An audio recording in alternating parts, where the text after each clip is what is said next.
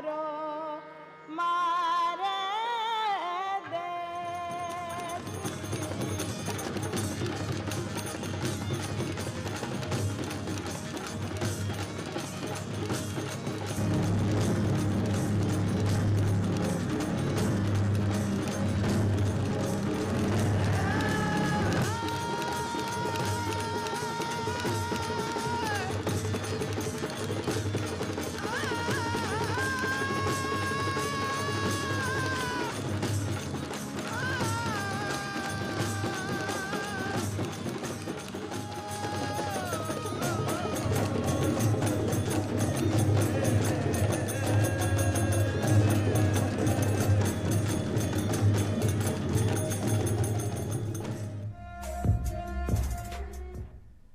अदम्य साहस महाराणा रो गोरा बादल रो बलिदान। अदम्य साहस महाराणा रो गोरा बादल रो बलिदान। त्याग पन्ना धाय रो ई माटी री पहचान। त्याग पन्ना धाय रो ई माटी री पहचान। शौर्य वीरता पराक्रम सु भरी अनेकों अनेक दास्तान। आओ विनीत प्रणाम कराई धरा ने जी को नाम है राजस्थान। और माँ के सागे सागे काहे क्यों जय जय राजस्थान अलबेलो राजस्थान। और ये अलबेला राजस्थान री अलबेली कड़ी माए था सगड़ा रो है स्वागत। और मैं हूँ ताके सागे था को छोटो भाई हो थे तो जानो ही हो अजहर। और सागे सागे आज हमारी बड़ी बड़ी जीजी है ना तो वो तो गई घूमबा तो मैं कहीं करो हमारी छोटी जीजी ने बुला लियो तो माँ की छोटी जीजी यहाँ को भी मैं स्वागत भी कर लूँ और फिर ए था को स्वागत करे शिखा पारिक जी अपना सागे जीजी काहे के वो चाहो आज ये मंच पे भाया तू मैंने फिर बुलाई लिया आखिर। और आ बात तो तू सही कही भाया कि राजस्थान में जो भूमि है वो वीरारी भूमि कहलावे है और शौर्य वीरता अठहरा कण कण में बसया है। और अठहरी वीरता और शौर्य रा जो अलाप है वो अठहरा कवि और गीतकार खूब ही गावे है। ये बात एक बात याद आ रही है तू कहवे तो कह दूं। बिल्कुल कह दो निखिल पूछ पूछ। किसी किसी को इस दुनिया में एक दीवाना मिलता है। किसी किसी को इस दुनिया में एक दीवाना मिलता है। दीवाने दो चार मिले पर एक तराना मिलता है। पर जितने तेरे दीवाने हैं उससे अधिक तराने हैं। पर जितने तेरे दीवाने हैं उससे अधिक तराने हैं। तुझ पर जान लुटाने वाले कितने ही अफसाने हैं। देश प्रेम है जिनका देश प्रेम है जिनका तू उनकी माला है। तुझे नहीं पता तिरंगे तू कितना किस्मत वाला है। देखो वैसे तो मैंने इस कविता को पढ़ दिया इतना जुनून और साहस इसे पढ़ते वक्त ही आ जाता है। हो सकता है कुछ शब्द इधर उधर हो क्योंकि जो लिखते हैं वो कितने महान लेखक होते हैं। ताने पतो है कहीं जो इनका लेखक है भाई अपना आजरा पावना भी है और वहां को नाम है प्रख्यात वीर रसरा कवि अशोक चारण जी। कत्ता ये पुरस्कार और अलंकारा से वो पुरस्कृत भी है। और ताने बताऊं हाँ करी दिया। हाँ तो सर थाको घणो घणो स्वागत बहुत बहुत आभार अभिनंदन और नमस्कार। नमस्कार थाको दोयों को बहुत बहुत आभार इस स्वागत के लिए। और आप नमस्कार आप शिखा जी मैंने करियो तो नमस्कार से मेरे को एक बहुत बेहतरीन बात याद आ गई। जयपुर दूरदर्शन में युव तरंग काव्य गोष्ठी का मैं संचालन किया करता था सन 2007-8 में। वाह।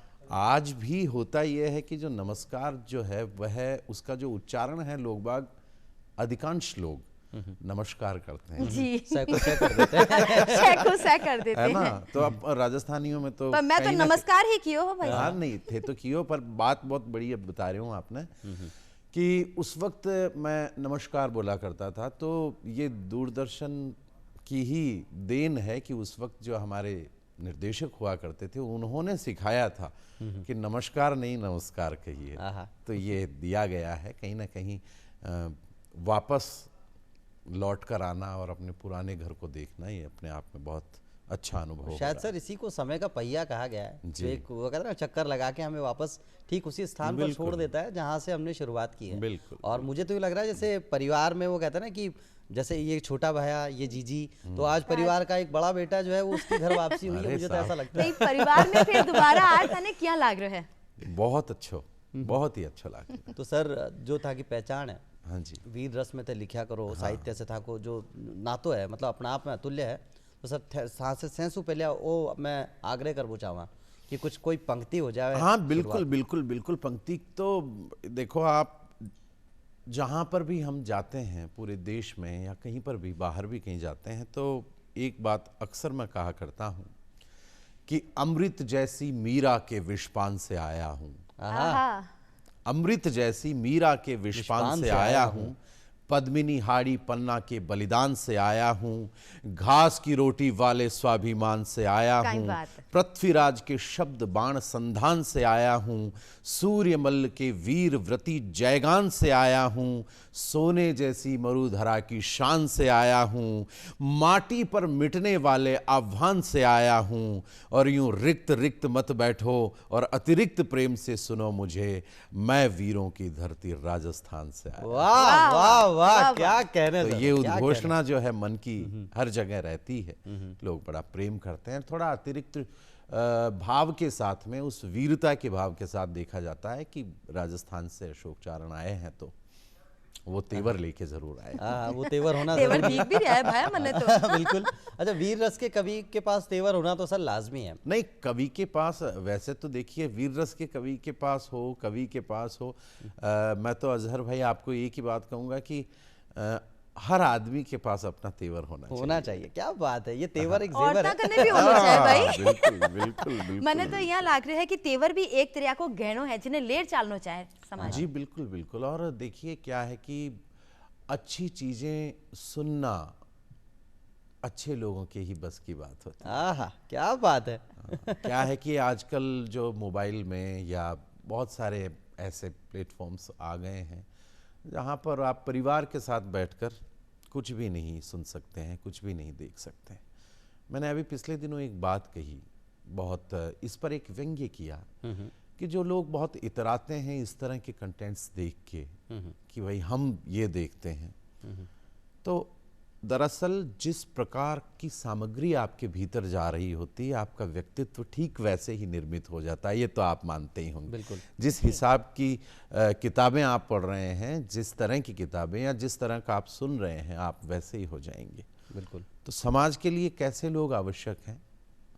मैंने अभी पिछले दिनों ये कहा कि मन करे तुम्हारा तो जाओ और जोकर बुलवाओ, मन करे तुम्हारा तो जाओ और जोकर बुलवाओ, फूहड़ता पर हंसो खूब और खुद भी फूहड़ हो जाओ, उनको कलाकार कह दो और विद्या की उपमा दे दो, उनको कलाकार कह दो और विद्या की उपमा दे दो, उनको कलाकार कह दो और विद्या की उपमा दे दो, भजनों पर अश्लील नृत्य को श्रद्धा की उपमा दे दो, लोकगीत कहकर भैया जी जाओ गाली गाओ तुम। लोकगीतों पर हमारे राजस्थान के लोकगीत कितने अद्भुत रहे, और आजकल जो मैं देख रहा हूँ कि लोकगीत कहकर भैया जी जाओ गाली गाओ तुम, मन करे तुम्हारा तो जाओ और उन पर नोट उड़ाओ तुम, लेकिन सुनते जाओ रसिया बात हमारे मन की, दुनिया में इज्जत नहीं हुई है कभी छिछोरेपन की, और गंगा को आंख दिखाने की औकात नहीं है नालों की, दुनिया में इज्जत होती है अच्छा सुनने वालों। क्या बात है। अच्छा कहने वालों की और अच्छा सुनने वालों की भी इज्जत। फनकार और सुनकार दोनों जरूरी हैं। क्या बात है।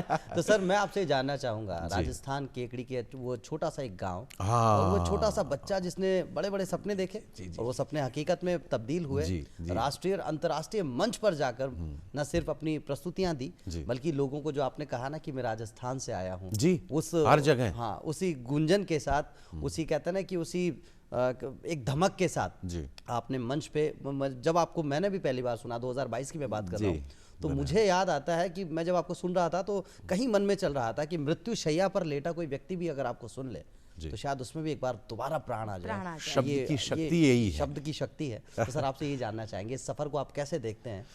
जी बहुत बेहतरीन, आपने बिल्कुल आज दूरदर्शन में भी मतलब पुरानी स्मृतियां हैं और पुरानी स्मृतियों की तरफ आपने मुझे भेज दिया है। केकड़ी हमारा शहर है और केकड़ी के पास बड़ा छोटा सा गांव है हमारा, खेड़ी महादेव उस गांव का नाम है। शायद आज भी 60, 70, 80 घरों की बस्ती है, इतना छोटा सा मेरा गांव है। वहाँ से निकले और केकड़ी में आकर जब पढ़ाई करने लगे तो केकड़ी में कवि सम्मेलन हुआ करते थे, और हम जहाँ रहते थे हमारे एक मित्र थे और उनके पिताजी के पास में वो जो पत्र आता है तो वो हर बार आया करता था, आमंत्रण पत्र। तो उसमें मैं ये देखता था कि कवि सम्मेलन कितनी बजे हैं। आप अजहर भाई यकीन नहीं करेंगे, कवि सम्मेलन का समय लिखा हुआ होता था कि 8 बजे से शुरू, और हम 6 बजे जाकर सबसे अग्रिम पंक्ति में जाकर बैठ जाया करते थे। कविता सुनने का ये चाव, और पूरी रात कवि सम्मेलन सुना करते थे। और सुनने के बाद में ऐसा महसूस हुआ कि यार कहीं ना कहीं मैं भी इसी दुनिया का आदमी हूँ, मुझे भी लिखना चाहिए और बोलना चाहिए।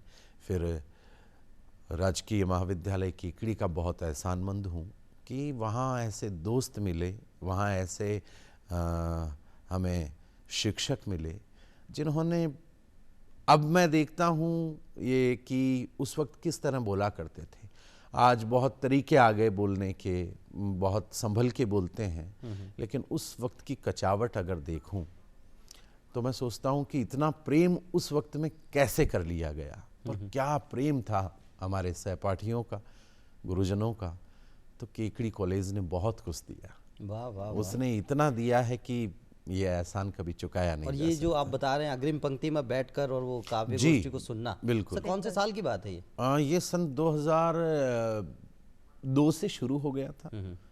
और ये दौर अभी भी चल रहा है, अभी भी चल पीछे रहा है तस्वीर और हम देख पा रहे हैं, और लगातार बदस्तूर चल रहा है ये दौर। और अभी तो ये दौर मुझे लगता है कि बहुत आगे तक चलने वाला है। अभी तो देखिए कि वो वाली बात है कि जिस तरफ कहूंगा वो उसी और आएगा। आहा, तुम्हारा वक्त आया है, हमारा दौर आएगा। अच्छा, मंच को जब भी देखता हूँ वो कहते हैं ना कि एक लम्हा नहीं एक दौर हो जाता हूँ, एक लम्हा नहीं एक दौर हो जाता हूँ। जब मंच पे होता हूँ कुछ और हो जाता हूँ। ये बात सच है, तो ये हकीकत, ये घर वाले भी बोलते हैं।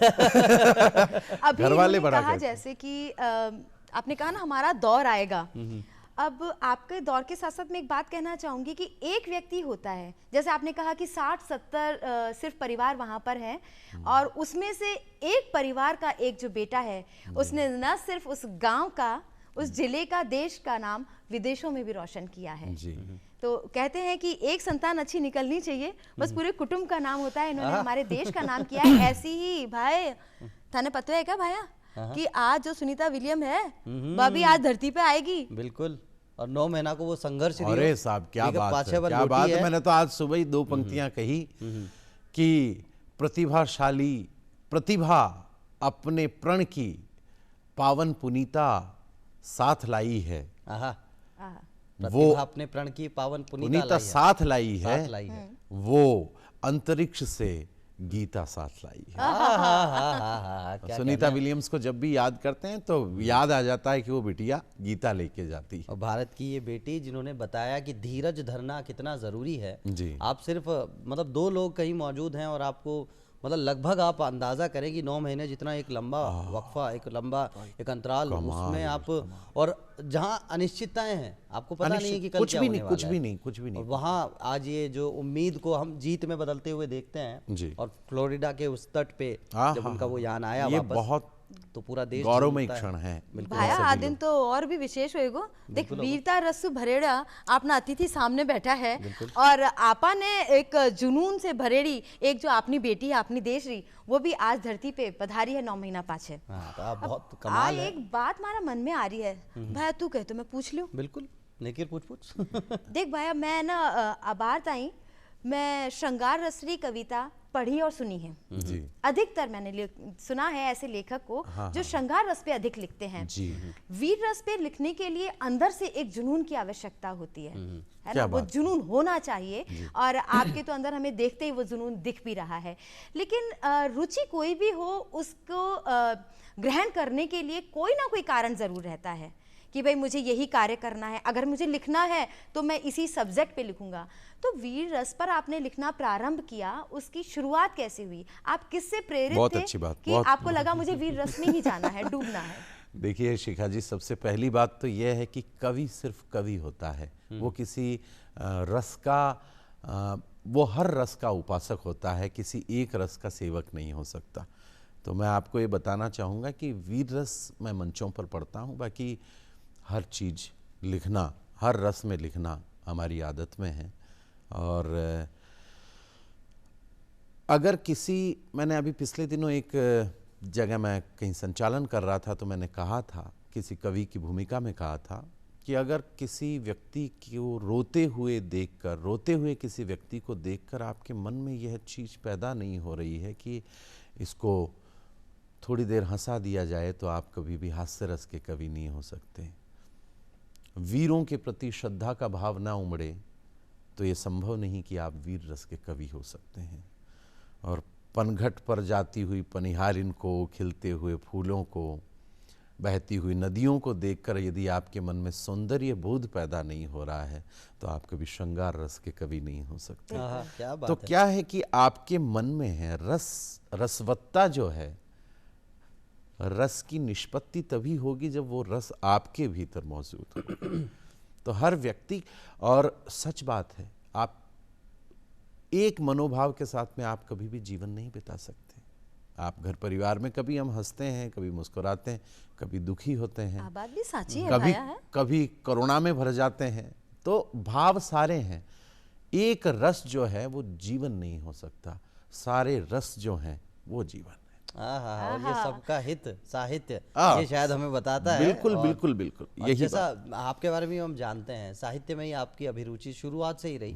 रुचि और अभिरुचि दोनों की बात कर जी रहा हूं। बिल्कुल बिल्कुल। और कमाल ये रहा कि साहित्य को आपने न सिर्फ पढ़ा बल्कि उसको जिया है आपने। जी। और जीते जीते आज जब इस मंच पे आप आते हैं, मैं यूं समझ लीजिए अजहर भाई के Ashok Charan minus Kavita is equal to 0 उस लेवल पर क्या चाह। बात गहरी है, बात कह दी जिंदगी का क्या सूत्र बस बताया सिंपल है। सी बात है। अशोक चारण की जिंदगी से अगर आप कविता, कवि सम्मेलन इत्यादि निकाल दें तो उसके बाद में हम किसी काम के आदमी नहीं हैं।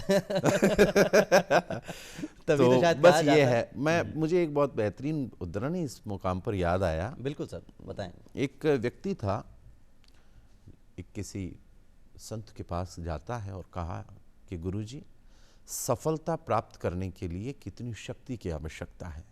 कितना बढ़िया सा सवाल हम भी लोगों से अक्सर पूछते हैं, बिल्कुल। हमसे भी पूछते हैं लोग। तो उन्होंने कहा कि मैं गंगा नहाने जाता हूँ सुबह सुबह, तो वहाँ चले आओ, वहाँ तुम्हारे इस सवाल का जवाब देंगे कि कितनी शक्ति की आवश्यकता है। बोले ठीक है, आता हूँ। उन्होंने टाल दिया कि क्या ही आएगा सुबह 4 बजे, लेकिन बड़ा जिज्ञासु था वो। 4 बजे पहुँच जाता है। पहुँचने पे संत जो हैं वो बिल्कुल मध्य में खड़े हैं, यहाँ तक पानी भरा हुआ है और वो गंगा स्नान कर रहे हैं। और उसको कहा है, उसने आवाज़ दी कि मैं आ गया हूँ अपने सवाल का जवाब मांगने आपसे। बोले कि अंदर आ जाओ। वो निसंकोच उतरा और जाकर उनके सामने खड़ा हो गया। वो भी इतना इतना डूब गए। बोले कि मेरे सवाल का जवाब। बोले कि ठीक है, अभी देते हैं। तो उन्होंने सर पे हाथ रखा और उसे पानी में डुबो दिया। उसने सोचा कि कोई शुद्धिकरण की प्रक्रिया होगी। तो 10 सेकेंड हुए, 20 सेकेंड हुए। उन्होंने और थोड़ा दबाव दिया और उसे अंदर घुसा दिया। उसे लगा वो थोड़ा सा ऐसा होना शुरू हुआ। उसने किया, थोड़ी सी हलचल की कि मुझे छोड़ दें, पर छोड़ा नहीं गया उसे। और ज़्यादा बलाघात किया, और ज़्यादा उसे दबा दिया गया। तो उसे लगा कि इस आदमी को सवाल का जवाब देना नहीं आता और ये मुझे ख़त्म कर देना चाहता है।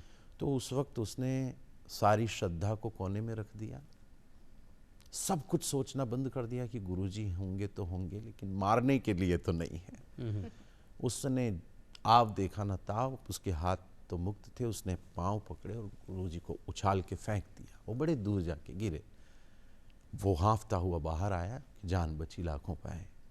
अब वो सामने जैसे ही वापस आए, बोले कि आप तो मुझे मारना चाहते हैं। बोले नहीं। तुमने क्या सोचा?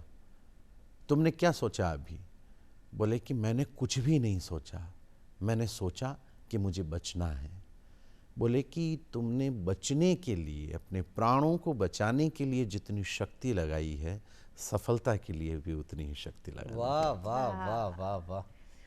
भैया तो बड़ी पता है बात काई है, बात हो बिल्कुल। गई, बड़ी बात तो है ही। और इके सागे सागे दर्शका ने एक कुंजी भी दे दी हाँ, कि भी बिल्कुल। थाने सफल होना है तो ये बात ने बिल्कुल। ध्यान रखना पड़सी। बिल्कुल शक्ति उतनी ही लगाई है। ये समझिए कि अगर वो नहीं हो रहा है, अगर कुछ प्राप्ति नहीं हो रही है, तभी तो शायद तो निसंदेह ये मानकर चलिएगा कि कहीं ना कहीं कोई कमी रह चुकी है। तभी तो शायद कहते हैं ना कि यूं ही नहीं मिलती है मंजिलें, एक जुनून सा दिल में जगाना पड़ता है। यूं ही नहीं मिलती है मंजिलें, एक जुनून सा दिल में जगाना पड़ता है। मेहनत की स्याही को डुबोना पड़ता है और फिर इतिहास बनाना पड़ता है। वाह शायद भाया। ऐसे ही ये कहानियां इतिहास अपने कहने? आप में नहीं हो जाती है। क्या और एक ऐसे ही मैं तो यही कहूँगा, जब मंच पे इन्हें आप सुनेंगे ना तो सर मंच की क्यों ना कुछ यादें यहाँ ताज़ा कर ली जाएं। हाँ, अभी जरूर। हमने देखी कुछ तस्वीरें जिनमें बहुत बड़े बड़े मंचों पर आपकी प्रस्तुतियां हमने भैया जो मंच देखा। पे तो खाली वीरस ही सुनियो है आप, है ना? नहीं तो आज और आज तो अबार सब आप कुछ सुना बताया कि है देंगे। ना, आज तो सब श्रृंगार कुछ रस सुना भी लिखे देंगे। हैं। तो बिल्कुल। क्यों ना कुछ ऐसा हो जाए, वीरस पे तो आपको मंच पे सभी ने सुना है, जी। यहाँ आज इस मंच पे आपकी कोई श्रृंगार रस से भरी हुई कृति सुने। जी ज़रूर। लगभग 9-10 साल पहले की बात है। बारिश बरस रही थी और देखा, महसूस किया बारिश को, और एक गीत भीगते हुए बना। श्रृंगार का गीत है जी, सुनाते कभी नहीं है, लेकिन आज पुरानी जगह पर आए हैं तो पुरानी बात होनी चाहिए। सुनने से पहले ही शुक्रिया कह देते हैं। जी। तो सावन कैसा, हालांकि बात तो फागुन की, और आज तो रंग पंचमी है। आज रंग पंचमी भी है, बताइए वाह। आप रंग क्या पंचमी बात पे भी है। जरूर सुने रंग ना भाई, अब पंचमी। मिलिया है तो सुननी आप तो रंग पड़ेगी। पंचमी पर पहले सुन लीजिए। पहले रंग पंचमी पे ही हाँ। सुना जाए फिर। एक मतला और एक शेर है, बिल्कुल जी। सर।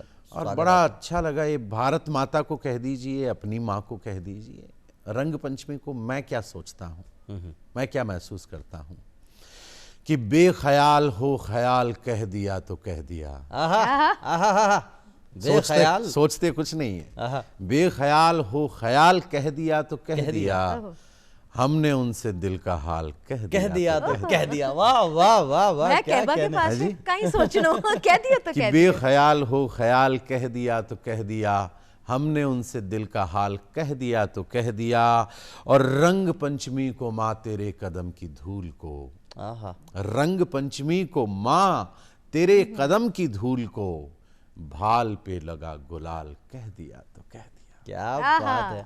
और रंग पंचमी का ये जो त्योहार है, इस त्योहार का जो असली जायका है इन पंक्तियों को सुनने के बाद कुछ ज्यादा बढ़ जाता अब है। भाया तने बेरो आज ही रंग पंचमी, और रंग पंचमी की विशेष बात आ है कि ई दिन जो रंग है ना वो देवता ने समर्पित माने हैं, और रंग भी ऊपर से उड़ावे हैं तो यहाँ लागे कि जहाँ देवता रो आशीर्वाद बरस रहे है। वाह, क्या बात है, इससे- क्या बात, इससे बिल्कुल सुंदर सच कहीं बात है। जी। और संदेश यही है रंग पंचमी पे, होली पे, क्या है कि प्रकृति के साथ में मनाइए। प्रकृति जो हर त्योहार की एक प्रकृति होती है वैसे ही मनाई जानी चाहिए। पहले वो पलाश के फूलों को हम भिगोया करते थे, गांव के अंदर जब रहा करते तो 15-20 दिन भिगोते थे, और उस रंग से हम होली खेला करते थे। मतलब जो गुलाल आज हम जो एक आज का जो युवा है, अरे वो जो साहब, ऑर्गेनिक रंगों की बात इसमें केमिकल है, इसमें ये हार्मफुल है। तो फिर भी चलो 1-2 दिन हार्मफुल भी चलता है। लेकिन असल बात यह है सर, जो आप बताना चाह रहे हैं कि जब तक हम प्रकृति से जुड़कर रहेंगे या प्रकृति को अपने साथ जोड़कर रखेंगे तो हम कभी भी खसारे में या नुकसान में नहीं होंगे। ये एक बड़ी कमाल ये बात बहुत है। अच्छी बात। अच्छा सर, मैं आपसे ये जानना चाहूँगा, जैसा कि इनकी भी फरमाइश है, श्रृंगार पे जो आपने रंग। बिल्कुल, एक बंद सुन लीजिए, मैं आपको बता रहा हूँ। बरसात का, फागुन में तो सावन का नहीं सुनाते, पर अचानक एक बहुत बेहतरीन सा देखें आप जी। कि प्रेम नगर से राजभवन तक ये ही रीत चली आई है। प्रेम नगर से राजभवन तक ये ही रीत चली आई है। इन बरसों के संबंधों में कुछ पल प्रीत चली आई है। तो आंसू देने वाले आंसू बनकर बहना सीख न पाए, दल में रहना सीखा लेकिन दिल में रहना सीख न पाया। दिल में रहना सीख न पाया। क्या बात है। और बात जब चली है तो बड़ी दूर तक पहुंच जाती है। और वो कहते भी है ना कि कागज पर उस आकाश और धरा की एक मुक्तक छवि हूँ, कागज पर उस आकाश और धरा की एक मुक्तक छवि हूँ, आओ मुझसे मुलाकात करो, मैं ही तो अशोक चारण कवि हूँ। अरे क्या ये पंक्तियां मेरे जहन में आपके लिए आती है। अजहर साहब, आप मतलब कवि से मिल गए तो आप भी कवि से मिल गए तो आप भी कवि होते जा रहे हैं, शायर होते जा रहे हैं। लेकिन बहुत अच्छी बात है। आजकल क्या है कि जैसे अभी बहुत सारे रंग हैं कविताओं के, तो जी एक आपको जरा और रंग मैं आपको कुछ बता देता हूँ। बिल्कुल, आपको बड़ा आनंद तो रंग बनता भी है। हाँ, रंग पंचमी पे और रंग तो रंग आने दीजिए सर आज आप। भैया होली के पाछे आज भी रंग लगासी में तने। बिल्कुल बिल्कुल। बच जो मना। आजकल मोबाइल का दौर चल रहा है जी। तो देखिए आप कितना मजेदार है कि दोस्त की लड़ाई जब ऑनलाइन हो गई तो दोस्त की लड़ाई जब ऑनलाइन हो गई तो आजकल लड़ाई के लिए जाना आना नहीं पड़ता, वो ऑनलाइन ही हो जाती है, ऑनलाइन ही सब कुछ हो जाता है ना जी। कि दोस्त की लड़ाई जब ऑनलाइन हो गई तो दोस्त ऑनलाइन ही सहाय करने लगे। दोस्त की लड़ाई जब ऑनलाइन हो गई तो दोस्त ऑनलाइन ही सहाय करने लगे, मिलना मिलाना व मनाना भूल भाल कर सारे ऑनलाइन ही उपाय करने लगे। प्यार ढूंढ रहे हो तो यहीं पे मिलेगा तुम्हें, डेटिंग के ऐप व्यवसाय करने लगे। और 60 साल वाले रामलाल रोहित बने तो 20 साल वाली से हेलो हाय करने लगे। और जब ऐसा हुआ तो फिर क्या हुआ, देखिए मजेदार बात कि यूं तो 60 साल वाले रामलाल के यहाँ पे यूं तो 60 साल वाले रामलाल के यहाँ पे पग पग पर तन्हाई खड़ी हुई थी। यूं तो 60 साल वाले रामलाल के यहाँ पे पग पग पर तन्हाई खड़ी हुई थी। एक दिन जाकर के मोबाइल ले आए, तब तक यूज नहीं करते थे। अब एक दिन जाकर के मोबाइल ले आए, फिर पग पग पुरवाई खड़ी हुई थी। आनंद आ गया जीवन जी। फिर पग पग पुरवाई खड़ी हुई थी और कमसिन हसीना ने प्रेम जताया तो लगा अंधेरे में क्यों दिया सलाई पड़ी हुई थी। अंधेरे में क्यों दिया सलाई पड़ी हुई थी। और प्रिया मानकर मिलने को पहुंचा तो देखा मिलने को उन्हीं की लुगाई खड़ी हुई थी। इंटरनेट की दुनिया है, माया जाल है। हाँ जी। अटे थाने कहीं भी मिल सके, कहीं भी मिल सके। अच्छा सर, आपसे ये जानना चाहेंगे, आपकी कुछ रचनाएं हैं, जैसे तिरंगा आपने लिखा, किसान, पुलवामा, धरती हिंदुस्तान की, ये अपने आप में ऐसी रचनाएं हैं, जैसा कि मैं आपसे लगातार, जैसा मैंने पहले भी कहा कि मृत्युशैया पर कोई व्यक्ति लेटा हो तो शायद उसमें एक बार फिर वो प्राण भर जाए।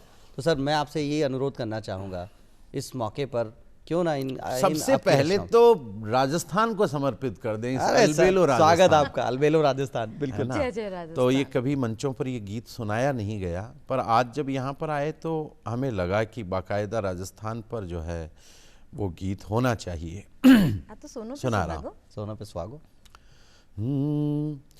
कहीं खेत हैं, कहीं रेत हैं और कहीं पर टीले, कहीं खेत हैं, कहीं रेत हैं और कहीं पर टीले, चंग और अलगोजों पर झूमे हैं मस्त रंगीले।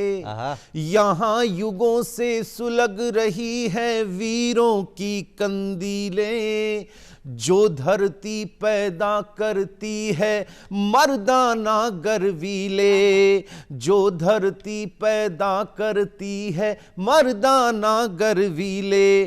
तो अरावली के हर पत्थर पर लिखा एक बलिदान, ऐसा राजस्थान हमारा, ऐसा राजस्थान, ऐसा राजस्थान हमारा, ऐसा राजस्थान। और देखिए आप जी कि सूखी धरती है लेकिन सुर सरिता में नहलाए। हमारा संगीत देखिए आप तो देखिए राजस्थान के संगीत के, उसकी संस्कृति के आप पक्षधर हैं और आप उसके जानकार हैं। तब ये देखिए आप कि सूखी धरती है लेकिन सुर सरिता में नहलाए, माड़ मोहती सोरठ गाए घूमर खूब रिझाए, माड़ मोहती सोरठ गाए घूमर खूब रिझाए, कर्मा बाई जहां भोग भगवन को स्वयं लगाए,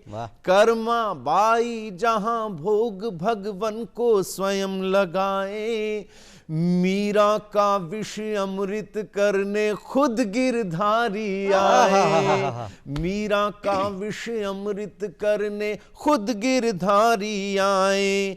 तो भक्त पुकारे हैं तो सच में आ जाते भगवान, ऐसा राजस्थान हमारा, ऐसा राजस्थान। और एक और यहाँ के जो लोक देवता हैं, बड़ा अद्भुत, कि पाबू तेजा राम देव साला सर खाटू वाला। आहा आहा, वाह वाह वाह। माला बना रहा हूं पूरी ये कि पाबू तेजा राम देव साला सर खाटू वाला, भोज सवाई सांवरिया गोविंद देव मत वाला, भोज सवाई सांवरिया गोविंद देव मत वाला, एक लिंग और रणत भंवर कैला देवी की माला, एक लिंग और रणत भंवर कैला देवी की माला, सारे तमस मिटा देती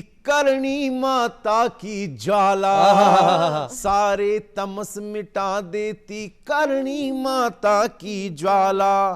तो श्रीनाथ जी और द्वारिकाधीश के मंगल गान, ऐसा राजस्थान हमारा, ऐसा राजस्थान। वाह वाह वाह सर, क्या बात है। आगे तो एक लाइन और बोलबा की इच्छा कर रही है, ऐसो राजस्थान आपनो, ऐसो राजस्थान अलबेलो राजस्थान आपनो, जय जय राजस्थान। काई कहनो। तो सर वो तो आपनो जय जय राजस्थान अलबेलो राजस्थान रो मंच है ही। तो सर आज जो देखो आज था से मुलाकात जो है, तो वक्त तो अपना पे बिया ही खास होगो, पर आज कुछ खास बातें भी है जो अपना सगड़ा दर्शकाने और थाने भी मैं बताबो चाहूँ। तो आओ देख लिया आज री काई काई खास बात। जी देखा गई? देख ले भैया। आओ तो बिल्कुल देखा।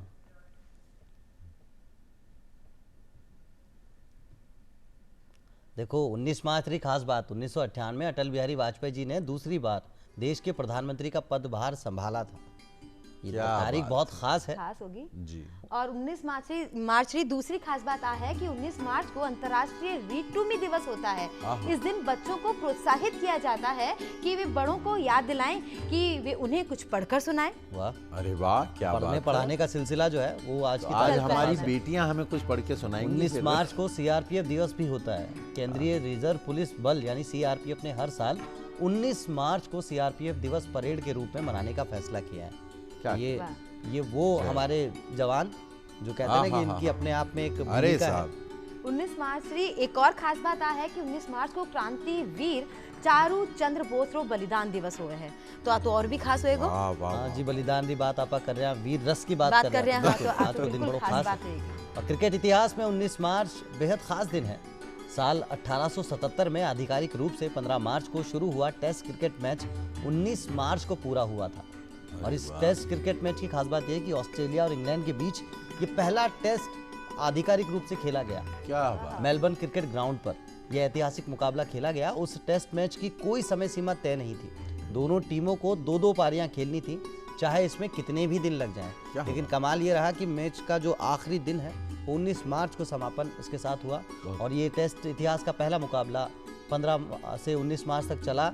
शुरुआती 3 दिन के खेल के बाद चौथे दिन यानी 18 मार्च 1877 रविवार को रेस्ट डे रखा गया था। दिन की छुट्टी होगी रविवार। और इसके बाद 5वें दिन ऑस्ट्रेलिया ने 45 रनों से जीत दर्ज की थी।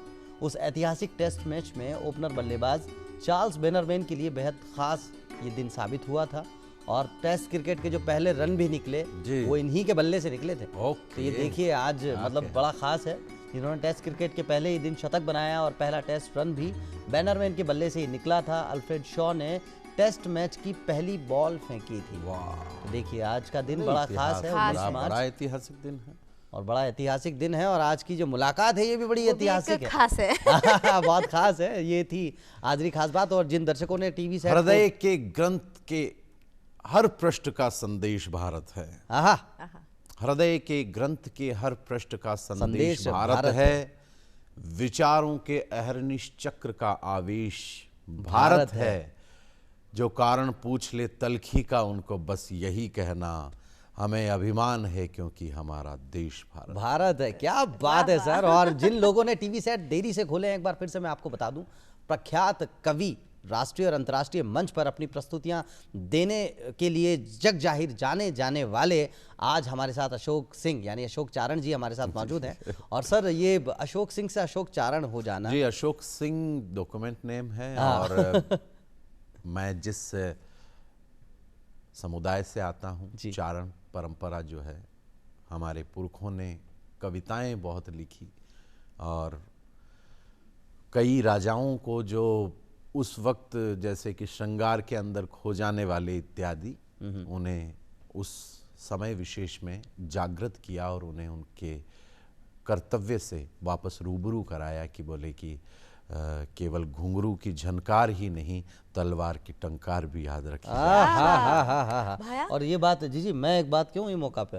देखिए सर, जब हम चाहे बात 1857 की क्रांति की करें, चाहे बात हम हमारे हिंदुस्तान की आज़ादी की करें, साहित्य की बहुत बड़ी भूमिका रही है। यकीनन। और जितने भी आप क्रांतिकारी देखें, उस सोच की अगर हम बात करते हैं तो वहाँ उस साहित्य का मतलब कहते हैं कोई सानी नहीं है।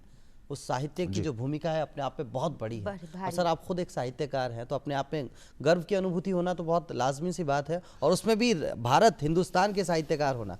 वो कहते हैं ना सर कि हमारे ही स्कूल के जो शायरी की बात की जाए, चाहे कविताओं की बात की जाए, राहत इंदौरी साहब, अरे क्या बात है, राहत साहब के साथ कई बार आप मंच पे रहे, साझा किए हैं, मंच साझा आपने किया, वो मैं बात करना भी चाहूंगा आपसे, लेकिन उससे पहले वो कहते हैं कि हम अपनी जान के दुश्मन को अपनी जान कहते हैं, हम अपने जान के दुश्मन को अपनी जान कहते हैं, और मोहब्बत की इसी मिट्टी को हिंदुस्तान कहते हैं। क्या बात? तो उस कहते हैं कि एक श्रृंगार रस की भी यदि बात की जाए, जैसे आपने कहा कि भारत माँ को भी समर्पित हम कर सकते हैं। एक अदना सी शक्लो सूरत वाली महिला ही हमारी प्रेयसी नहीं हो सकती। अगर हम मोहब्बत करना चाहें तो ये भारत की भूमि भी हमारी प्रेयसी प्रेमिका हो सकती है। तो सर मैं आपसे यही जानना चाहूंगा, तो बड़ी गहरी बात है वो भाया। मैं तो सोचवा ही लागी आज माहौल ही है ना, क्या बात है आज तो। अच्छा सर, लेकिन मैं आपसे जानना चाहूंगा, बड़े बड़े जो नाम हैं इनके साथ आपने मंच साझा किया, और मतलब देखते हैं ना कि जब कद काठी से देखते हैं तो कद काठी तो माशाल्लाह बहुत लंबी चौड़ी आपकी नज़र आती है, लेकिन वहीं अगर बात उम्र की जाए तो वो कहते भी है ना कि उम्र महज एक आंकड़ा है। और वहाँ मतलब इतने बड़े बड़े जो कहते हैं कि दिग्गज हम कह सकते हैं, उनके बीच में जब आप बैठते थे और उनसे सीखने का मौका भी मिलता बहुत था कुछ, और वो आपकी कृति, आपकी रचनाओं को पसंद करते हुए नजर आते थे। मैंने खुद ने लाइव देखा है ये, इसका तो साक्षी मैं भी हूँ। तो सर वो जब मोहब्बत आपको मिलती है तो उस मोहब्बत को बयां अगर आप करना चाहें, देखिए आप जिस व्यक्ति को या जिन व्यक्तियों को आपने टीवी स्क्रीन पर देखा हो या जिनको आपने सामने बैठकर सुना हो, एक वक्त ऐसा आए कि आप उनके साथ बैठे हों, वाह, तो ये तो अपने आप में एक स्वप्न के पूर्ण हो जाने जैसा है। वाह वाह वाह। बहुत सारे लोग ज़िंदगी में आदर्श रूप में रहे। डॉक्टर हरिओम पंवार जो देश के वीर रस के बहुत बड़े रचनाकार हैं, बहुत बड़े रचनाकार, उनका बहुत मुरीद था, हूँ और रहूँगा। वाह वाह वाह। पंवार साहब को बहुत सुना और सुनता रहता हूँ आज भी, हमारे आदर्श हैं। बहुत सारे लोग और भी, जैसे कि हमारे शैलेश लोढ़ा जी जो हैं, बिल्कुल, वो कवियों को प्लेटफॉर्म उन्होंने कई कवियों को दिया, उनका भी बड़ा स्नेह है। कविता की बहुत बड़ी परंपरा है, बहुत सारे मित्र भी मिले, पर जिनको आदर्श माना उनके साथ में बैठे।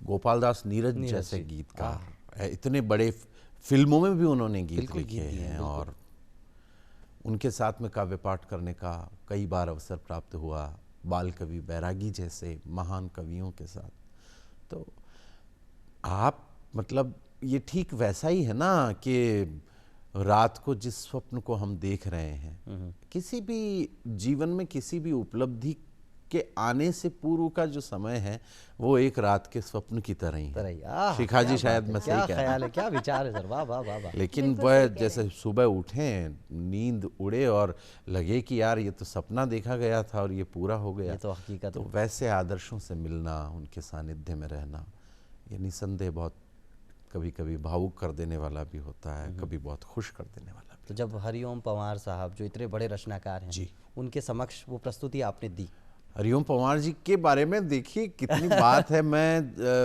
एक आध कविता उनकी धुन में, मतलब जिस धुन में वो पढ़ते हैं मैं वैसे ही पढ़ा करता था। हाँ जी, हाँ जी। तो कहानी क्या हुई कि कुछ हमारे जो प्रेमी जन थे, स्नेही जन थे, कुछ भी कह दीजिए, उन्होंने जाकर उनको ये कह दिया कि वो तो आप ही की पढ़ता है। इतना प्रेम करने वाले लोग भी मुझे मिले हैं। गौर कौन करे भैया? हाँ, तो बाद में वो एक कवि सम्मेलन यूपी में कहीं था, बड़ौत में एक जगह, वहाँ पहली बार मुलाकात हुई और उन्होंने मेरे को सुना, और सुनने के बाद में उन्होंने उद्घोषणा की कि अशोक चारण वो कवि है जिसके शब्द क्या विषय तक मुझसे नहीं टकराते हैं। वाह। और मैं खुद उसकी प्रशंसा करता हूँ। और उन्होंने बड़ा भावुकता में उस दिन एक बात कही थी कि मैं एक सूखा हुआ ठूंठ हो चुका हूँ, लेकिन मुझे हरा रखने वाला कोई आ गया है। क्या ये कितनी बड़ी बात है। बड़प्पन उनका। आज भी उनको इंटरव्यू वगैरह में अगर पूछा जाता है तो वो कहते हैं कि भैया अशोक तो चारण। इतने ही बात विरासत होगी जो है ना? वो सही हाथों में। अशोक चारण। अच्छा सर, एक बात कही जाती है, जी मैं वो भी पहले चाहूंगा, तू पूछ ले भाई। वो कहते हैं ना कि इस कदर तेरी बाहों में सिमट कर मैं रोना चाहता हूँ, इस कदर तेरी बाहों में सिमट कर मैं रोना चाहता हूँ, दुनिया चाहे कुछ भी कहे मैं तो बस तेरी तरह होना चाहता हूँ। जब आप आइडियलाइज करते हैं, जैसा आप बता रहे हैं हरिओम पवार सर को, और जब वो इतनी बड़ी बात कह जाते हैं, तो सर ये मंच है, और एक कवि को अगर मंच मिल जाए तो उससे बड़ी बात होती नहीं है।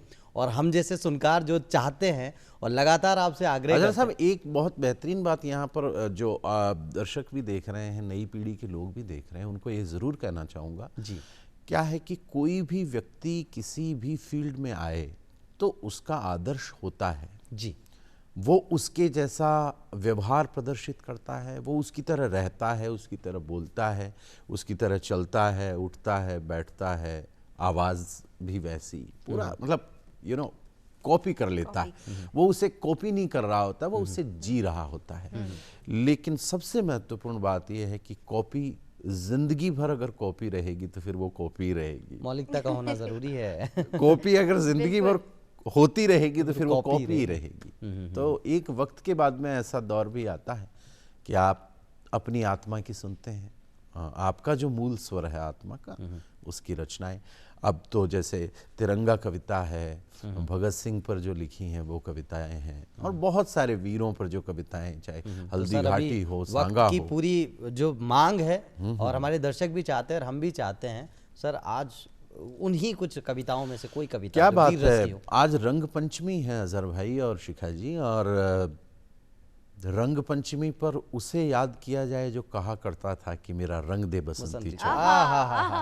और तो रिलेट कहीं ना कहीं। और देखिए 23 मार्च के बाद ठीक बात आने वाला है, बिल्कुल आने वाला है। तो वो सतलज में स्वतंत्रता की लहर उठाने आया था, अंग्रेजों के महामहल की नींव हिलाने आया था, वो परतंत्र देश के मन में मुक्ति जगाने आया था, हर गुलाब को इंकलाब का ख्वाब दिखाने आया था, बलिवेदी की सैया पर सोने की खातिर आया था, वो खेतों में बंदूकें बोने की खातिर आया था, वो क्रांति गगन अब भी भारत की पुरवाई में जीवित है, और वो भगत सिंह अब भी भारत की तरुणाई में जीवित है। क्या तो सांस सांस पर एक स्वतंत्र एहसास रखा था जिसने ईश्वर से ज्यादा खुद पर विश्वास रखा था, जिसने वो मुक्ति के यज्ञ कुंड का मंडराता परवाना था, वो मुक्ति के यज्ञ कुंड पर मंडराता परवाना था, आजादी की दुल्हन का वो दूल्हा बड़ा दीवाना था।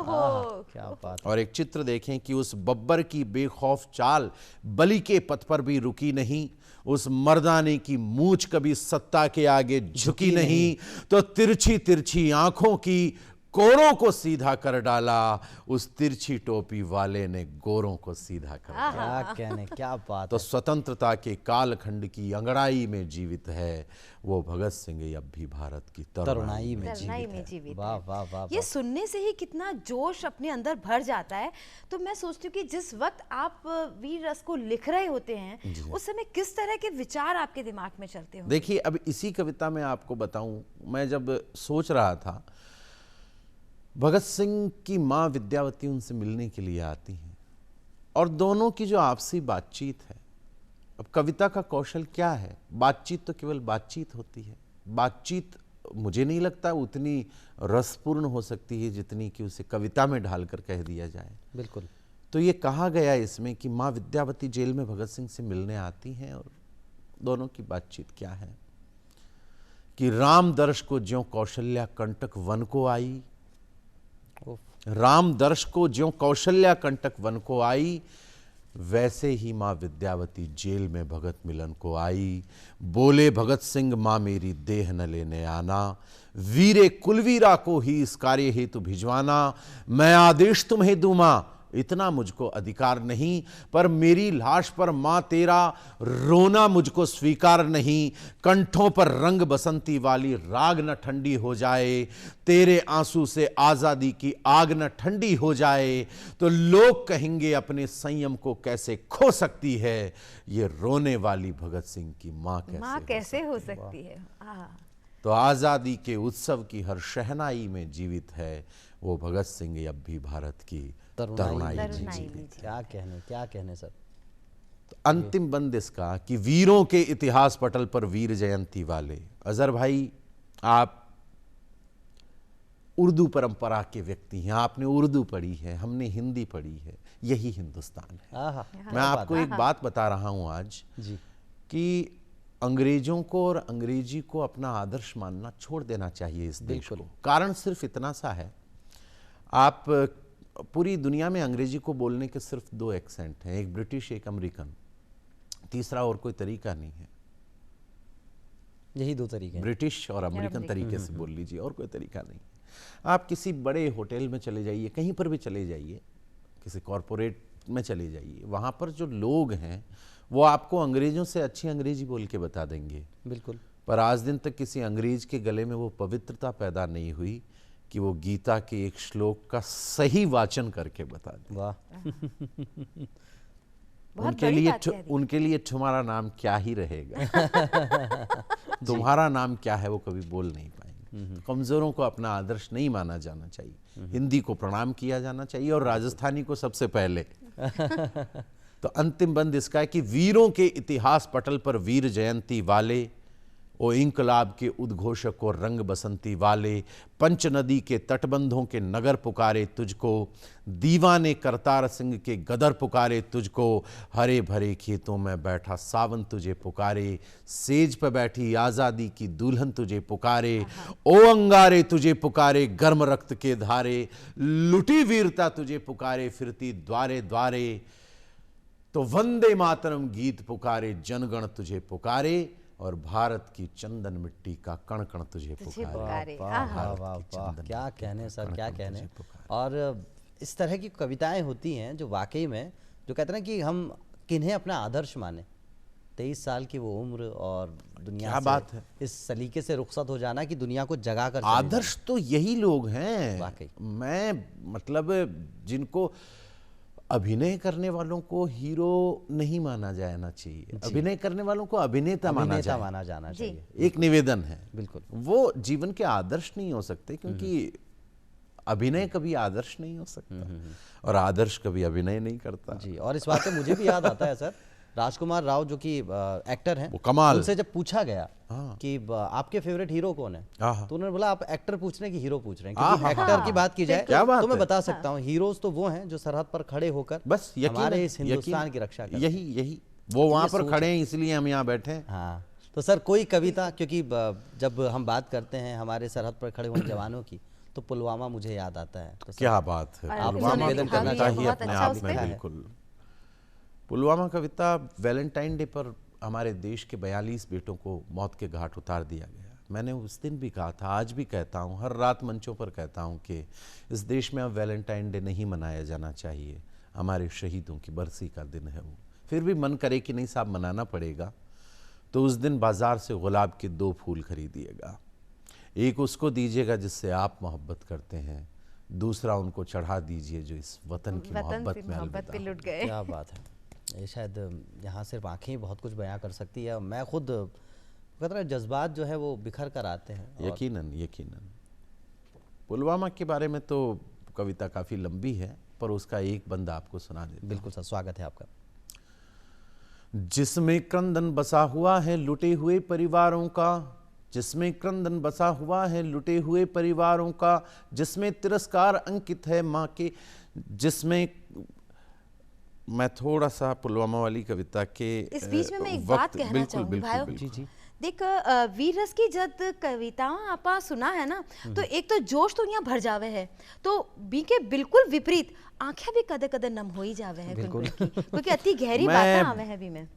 अजहर साहब की आंखों में अभी मैंने जो भावुकता देखी है, मैं सच बता रहा हूँ, देख रही तो मैं बात बोल रही हूँ। मेरा कविता पढ़ने का जो है मैं बता रहा हूँ आपको, और ना मैं भावुकता के क्षण हैं। मैं केवल वैसे ही बोल रहा हूँ कि जिसमें क्रंदन छपा हुआ है लुटे हुए परिवारों का, जिसमें चित्र छपा है माँ के बहते अश्रुधारों का, जिसमें तिरस्कार अंकित है अपने वीर जवानों का, जिसमें एक बवंडर उठता है बेतुके बयानों का। हिम्मत है तो तुम भी पढ़ लो सारी खबरें लाया हूँ, प्रेम दिवस का खून सना अखबार फेंकने आया हूँ, प्रेम दिवस का खून सना अखबार फेंकने आया हूँ। वे सरहद के सूरज थे जो अस्ताचल की ओर गए। एक दिन पहले अपने बच्चों से बात तो की होगी, कहा होगा बेटा तुमसे कल बात करते हैं, लेकिन उन बच्चों की जिंदगी में वो कल कभी लौट करके आएगा नहीं। जब फोन पर उनको उनके पिता की आवाज सुनाई दे, तब कहना चाह रहा हूं कि वे सरहद के सूरज थे जो अस्ताचल की ओर गए, दीवाने थे भारत माता के आंचल की ओर गए। कल की कहकर वे बच्चों से बात अधूरी छोड़ गए, मातृभूमि के लाल गुलाबी रात अधूरी छोड़ गए। बारूदी विस्फोट हुआ, बापू की लकड़ी टूट गई, कितने ही परिवारों के आंगन की तुलसी रूठ गई, कितने ही परिवारों के आंगन की तुलसी रूठ गई। बहुत कुछ है, बहुत कुछ है। और मुझे भी यही लगता है कि एक दृश्य उस वक्त ऐसा हुआ था, मैं आपसे,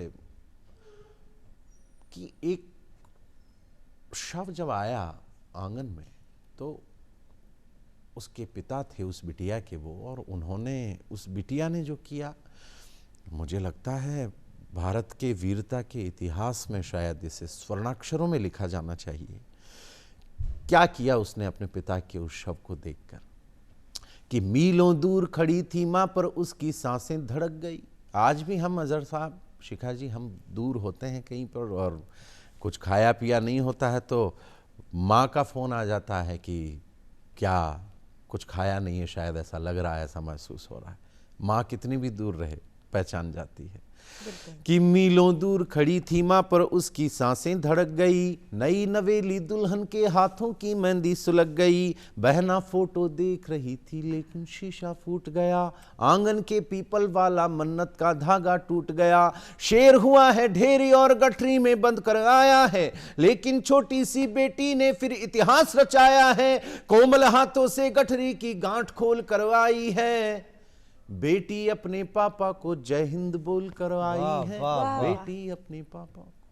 ये वाकई सर, मैं आपको देखता हूँ तो सिर्फ एक बात जहन में भी आती है कि जिंदगी कब हम इतने काबिल हो गए, जिंदगी कब हम इतने काबिल हो गए, कभी वाह में तो कभी आह में शामिल हो गए। आज जिस सलीके से आपने सुनाया है सर, वाकई में, और लगता है कि सुनते चले जाएं, लेकिन वो कहते हैं ना कि भावनाओं पर नियंत्रण शायद नहीं रखा जा सकता। जब वो हम देख रहे हैं हमारे देश के जो 42 कहते हैं ना बेटे जिन्होंने अपनी प्राणों की आहुति दे दी, और उन्हें शत शत नमन हम करना चाहेंगे वाकई सर। लेकिन अब क्योंकि घड़ियाल बाबू का इशारा है, अच्छा, और इस मुलाकात को जो है अभी शायद कहते हैं कि अल्प विराम हमें लगाना है, लेकिन उससे पहले मैं जानना चाहूंगा इस मंच पे आप आए, आज कैसा लगा आपको? कमाल, वो कब के बिछड़े हुए हम आज यहाँ कर मिले। अच्छा, कमाल एक और है सर, 19 मार्च 1943 एक खास दिन और रहा जब योगेश कुमार, अरे बहुत बड़ी योगेश कुमार, कमाल, देखिए आनंद फिल्म के वो गीत लिखे कि जिंदगी कैसी ये पहली आए, आप स्क्रीन पर देख सकते हैं, कभी ये हंसाए कभी और ये पहले हर जुबान पर ये गीत भी हुआ करते थे। बिल्कुल, आज भी है। मुझे तो वो